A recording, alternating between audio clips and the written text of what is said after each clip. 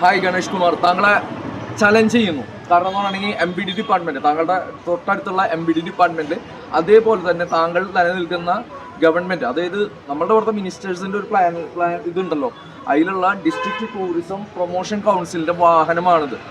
Okay, ഈ വാഹനത്തിന് 40,533 രൂപയോളം ഫൈൻ വന്ന് എടുക്കുന്നുണ്ട്. പ്രോപ്പർ ടൈമിന് ലൈഫ് ടൈം ടാക്സ് അടയ്ക്കാത്തതിന്റെ ഭാഗമായിട്ടുള്ളതാണ്.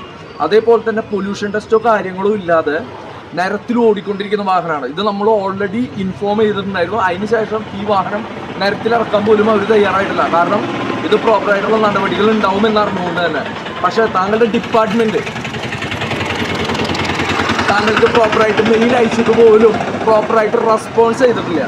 ആ റെസ്പോൺസ് എന്ന് പറയുന്നത് താങ്കളുടെ ജെനുവിനിറ്റിയാണ്, ജനങ്ങളോട് കാണിക്കുന്ന പ്രതിബദ്ധതയാണ്. ജനങ്ങളെയും ഗവൺമെന്റിനും രണ്ട് തട്ടിലേക്കാക്കി വരുന്നത്. ഇത് ഭയങ്കര തുല്യമായിട്ട് വെക്കേണ്ടത് താങ്കളുടെ കടമയാണ്. താങ്കൾക്കെതിരെ എന്തെങ്കിലും ഒരു നടപടി എടുക്കാൻ പറ്റുമോ? താങ്കൾക്ക് പറ്റില്ല എന്ന് പറഞ്ഞുകൊണ്ട് തന്നെ ചലഞ്ച് ചെയ്തുകൊണ്ട് ബൈ.